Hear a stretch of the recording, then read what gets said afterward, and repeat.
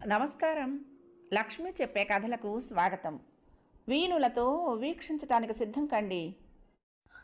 ప్రియ సఖులు, ఇప్పుడు మనం విహారీ కలం పేరుతో ప్రసిద్ధి చెందిన ప్రముఖ రచయిత శ్రీ జొన్నలగడ్డ సత్యనారాయణమూర్తి గారు రచించిన ఒకరిద్దరిలో ఒకరు అనే ఓ చక్కటి కథను విందామండి. ఈ కథ 1983 ఆగస్టులో ఆంధ్రపత్రిక వారపత్రికలో ప్రచురింపబడింది. ఇక కథ మొదలు పెట్టేస్తున్నానండి. ఉగాదిని తలుచుకుంటేనే చాలు నా గుండెల్లో అమృతపు చినుకులు కురుస్తాయి. పండుగ పరిమళాన్ని పంచుకోబోయే అందంతోనూ కాదు, పిండి వంటల రుచితో జిహ్వని సంతృప్తి పరుస్తాననే కోరికతోనూ కాదు. అవును, ఉగాదిని తలుచుకుంటే అవ్యక్త రాగాన్ని పాడుకుంటుంది నా మనసు. ఉగాది వస్తున్నదంటే మా ఉమాపతి గుర్తుకొస్తాడు. ఉమాపతి గుర్తుకు రాగానే అరచేతిలో శ్రీరాశి కళ్ళకద్దుకున్న భావన కలుగుతుంది. గిలక్కాయ రంగును చూసి తనలో తాను నవ్వుకునే పసిపిల్లవాడిలా ఉమాపతి గుర్తుకొస్తే నాలో నేను నవ్వుకుంటాను, మురిసిపోతాను, ఆనందంతో గుండెలు పండించుకుంటాను. అతను చెప్పింది చేసింది కళ్ళ ముందు ఆడుతుంది. ఉమాపతి గురించి చెప్తాను. మెడ చుట్టూ చేతులు వేసి నా మాట వినరు అంటూ గోముగా మరొకసారి తన కోరికని కొసరింది శారద. అంతకుముందు ఇలాంటి విన్నపాలు విన్యాసాలు చాలా జరిగాయి. సరే అలాగే కానీ వెళ్దాం అన్నాను. నేను మెత్తబడతానని తనకు ఎలాగో తెలుసన్నట్లు గర్వంగా నా వైపు ఓ చూపు పారేసి గుడ్ బాయ్ అని మనసులో నాకు ఒక కాంప్లిమెంట్ ఇచ్చుకుని లోపలికి పోయి కాఫీ పట్టుకొచ్చింది శారద. కాఫీ తాగుతూ ఉమాపతి రాసిన ఉత్తరాన్ని మరొకసారి చదువుకున్నాను. ప్రియమైన అన్నయ్యకు నమస్సులతో. నా నుంచి నీకు ఇలా ఉత్తరం రావటం ఆశ్చర్యాన్ని కలిగించే విషయమే. ఉగాదికి 2 రోజుల ముందుగా నేను మన ఊరు చేరుతున్నాను. ఆనాటికి నువ్వు వదిలిని పిల్లల్ని తీసుకుని తప్పకుండా అక్కడికి రావాలని నా కోరిక. ఏదో రాసేశానని అనుకోవద్దు. ఈ ఉగాది మన జీవితాలకు కొత్త మలుపు కాబోతోంది. నా కోరికని మన్నిస్తావనే నమ్మకంతో ఉంటాను, తమ్ముడు ఉమాపతి. మన ఊరు.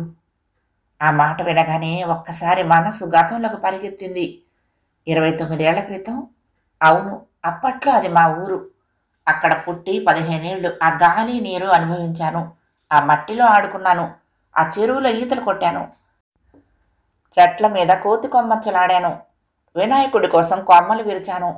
ఉగాది కోసం వేప మండలు వంచాను. వేణుగోపాలుడి గుడి ముఖ మంటపంలో కూర్చుని చదువుకున్నాను. చదువుకుంటూ పద్యాలు రాశాను. పద్యాలు రాస్తూ చదువుకున్నాను. పడమటి పొలానికి పోయి తాటి చెట్లెక్కి కాయలు కొట్టి పందాలు పెట్టి ముంజలు తిన్నాను. ఈత గెలలు కోసి గుంటలు తవ్వి పాతేసి పండపెట్టి పంచుకున్నాను. సెలవుల్లో అడపా దడపా బాబాయ్తో పాటు అచ్చిరాని సేద్యంలో చెమటలు కక్కాను. అప్పుడు అది నా ఊరు. 29 ఏళ్ళు. ఎంత సుదీర్ఘమైన విరామం. ఎన్నాళ్లకు మళ్ళీ దాన్ని నాకు గుర్తు చేసి అక్కడికి రమ్మని ఉమాపతి ఆహ్వానం. నేను ఆ ఊరు వదిలేసి వచ్చే నాటికి ఉమాపతి లొటికాయ. పసినాపకు 6 ఏళ్ళు నిండాయో లేదో అంతే. బాబాయికి ఒక్కగానొక్క నలుసు. ఆ ఇంటి చాలే అంత, ఒక్కడు లేదా ఇద్దరు, అందరికీ అంతే అనుకుంటూ ఉండేవాళ్ళు ఊరి వాళ్ళు నన్ను వాణ్ణి చూపుతూ. అమ్మకు పిన్నికి కూడా కళ్ళు చెమర్చటం. నాకు గ్రాహకం వచ్చిన తర్వాత నేను అడపా దడపా ఈ ప్రసక్తి వచ్చినప్పుడల్లా గమనిస్తూ ఉండేవాణ్ణి. నేను 8లో ఉండగానే నాన్న పోయాడు. ఆ లోటేమిటో వెంటనే తెలియలేదు. ఊళ్ళో స్కూల్లోనే SLC అయ్యింది. అప్పుడు కళ్ళు తెరిచి చుట్టూ చూస్తే ఎన్నెన్నో రంగుల వలలు, చేదు నిజాలు. రాత్రి అన్నాలయ్యి ఆరుబయట పడుకున్నప్పుడు నిమ్మళంగా విషయం నా ముందు పెట్టింది అమ్మ. ఇంతటితో చదువు మానేయమంటున్నాడు మీ బాబాయి అంది. నేను ఉలిక్కి పడ్డాను. లేచి కూర్చున్నాను. ఏదో చెప్పబోయాను. మాట తడబడింది. చివరికి అదేమిటి కాలేజీలో చేరదామనుకుంటుంటే అని మాత్రం అన్నట్లు గుర్తు. అమ్మ లేచి నా పక్క మీదకొచ్చి కూర్చుంది. నిమ్మళంగా నా తల నిమిరింది. ఆమె కళ్ళల్లో నీళ్లు తిరిగాయి. కాలేజీ అంటే మాటలా? పట్నం పోయి ఉండాలా? బోలెడంత ఖర్చు, డబ్బు కావద్దు అంది. కుప్పకూలినట్లయింది నా పని. SLCలో స్కూల్ ఫస్ట్ అని మాస్టర్లంతా తప్పకుండా కాలేజీలో చదివి పైకి రావాలి నువ్వు అని ఆశించారు. చాలా పుస్తకాలు బహుమతులుగా ఇచ్చి మెచ్చుకున్నారు. ఆకాశంలో పోయే విమానాన్ని చూసి చెయ్యి ఊపుతూ నిలబడి ఆ ఆకారం శబ్దం కనుమరుగు కాగానే ఇంట్లోకి పోవలసిందేనా? రాత్రంతా ఆలోచన నులక మంచం మీద పొర్లుతూనే ఉంది. వెలిసిపోయిన గుడ్డలా అయ్యింది మనసు. అమ్మ ముందు ఏడుపు సరే సరి. వేగు చుక్క పొడిచింది. అప్పుడంది అమ్మ, నీకంత గట్టిగా చదువుకోవాలని ఉంటే మన భాగం అంతా అమ్మేసి పట్నం వెళ్ళిపోదాము. బాబాయ్తో మాట్లాడతానులే, ఊరుకో. నా మొహాన తొలి వెలుగు తోచింది. మధ్యాహ్నం ఈ చర్చ అంతా ముళ్ళ కంచెలాగా తయారైంది. మేము చెయ్యబోయే పనిని ఎవరూ సమర్థించలేదు. వాడు పసివాడు, వాడికేదో చదువుకోవాలనే ఉంటుంది. కానీ నువ్వు వాడికి వంతపాడి ఇట్టా వెనక ముందు చూసుకోకుండా కుండా కూడు వదిలేసిపోతానంటం ఏమీ బాగాలేదు అని అమ్మని నానా చివాట్లు పెట్టారు చనువున్న నలుగురు. అమ్మ ఒక్కటే మాట మీదుంది.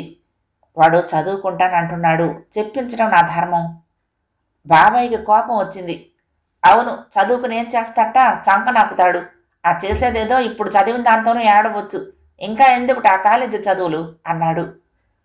పొగలో నుంచి నిప్పు కణకణలాడింది. మంట లేచింది. అమ్మ నా కేసు చూసింది, ఏం చేస్తావన్నట్లు. చుట్టూ చూశాను. అందరి చూపులు నా మీదే ఉన్నాయి. నాలో ఏదో మొండి ధైర్యమూ తెగింపు వచ్చేశాయి. ఏమీ చెయ్యలేకపోయినా సరే, ఈ ఊరికి అంతటికి మొట్టమొదటి బియ్యనవుతాను, సరేనా అన్నాను. వాతావరణంలో పిడుగు పడింది. అంతా నివ్వెరపోయారు. బాబాయికి అంతా అచేతనంగా ఉంది. నేను మామూలు మనిషిగానే నిలబడి ఉన్నాను. నా గుండె గుండెలోనే ఉంది. కళ్ల ముందు ఏదో విజయ చిహ్నం మెదలాడసాగింది. 2.5 ఎకరాల మాగాణి భూమికి 4,500,000కి, 5 ఎకరాల మెట్టని 1,000కి బాబాయి తానే తీసుకున్నాడు. అమ్మ నన్ను తీసుకుని పట్నం వచ్చేసింది. నేను కాలేజీలో చేరాను. నేను కోరుకున్నట్లుగా బియ్యాన్ని కాగలిగాను.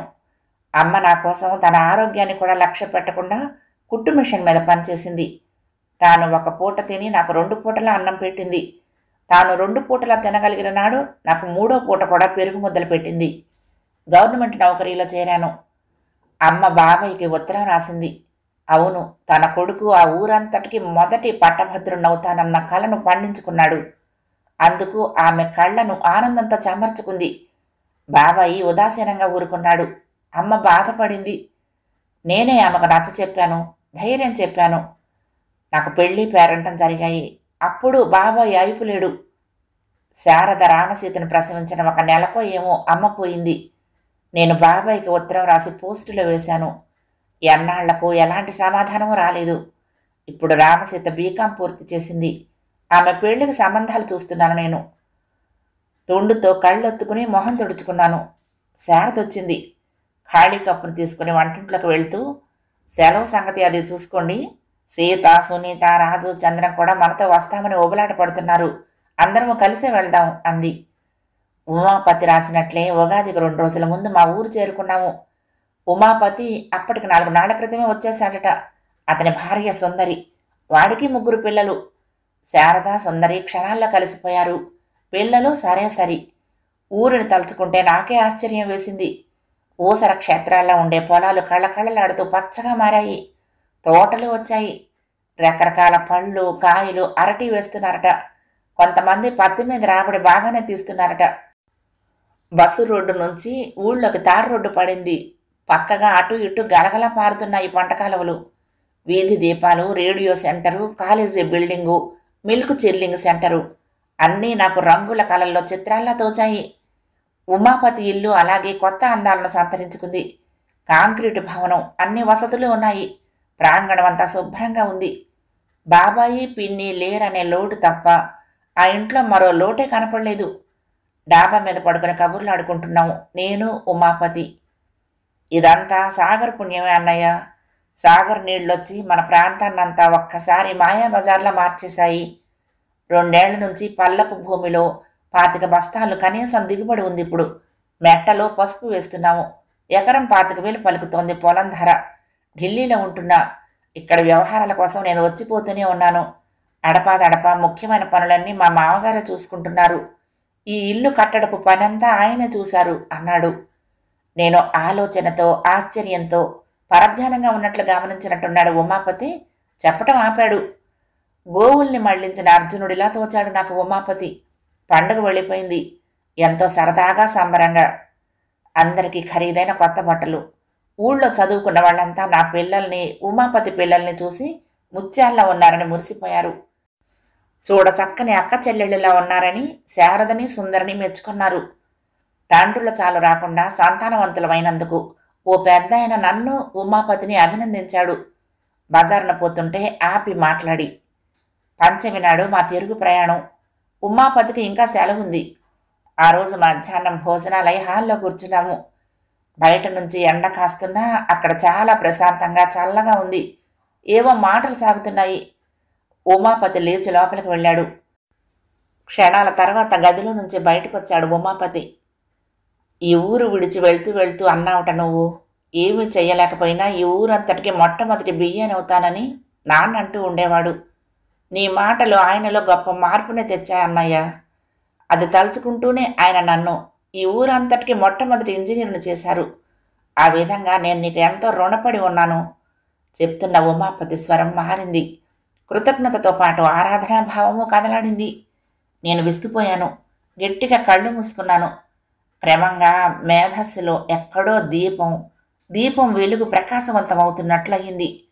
నిమిషాల తర్వాత అన్నాడు ఉమాపతి, 2 ఏళ్ల నుంచి పొలం మీద ఫలసాయం లెక్క కట్టి ఉంచాము. ఇదిగో ఇదంతా మీది. ఇవి మీ భూమి తాలూకు డాక్యుమెంట్స్. 2 కవర్లు నా చేతిలో ఉంచాడు. జరిగింది జరుగుతున్నది ఏమిటో నాకు తెలియటం లేదు. ఇదంతా మీ మరదల నిర్ణయం కాదని మాకు మనస్తాపం కలిగించరనే నమ్మకం.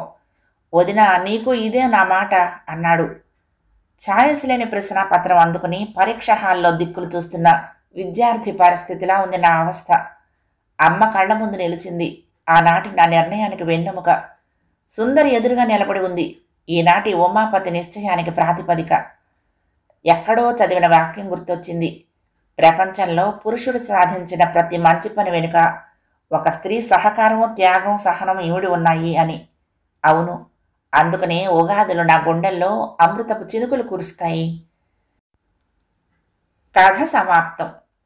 ప్రియ సఖులు, ఈ కథ మీకు నచ్చితే తప్పకుండా లైక్ చేయండి, షేర్ చేయండి, కామెంట్ చేయండి, సబ్స్క్రైబ్ చేసుకుని నన్ను ఎంకరేజ్ చేయండి. ఉంటానండి.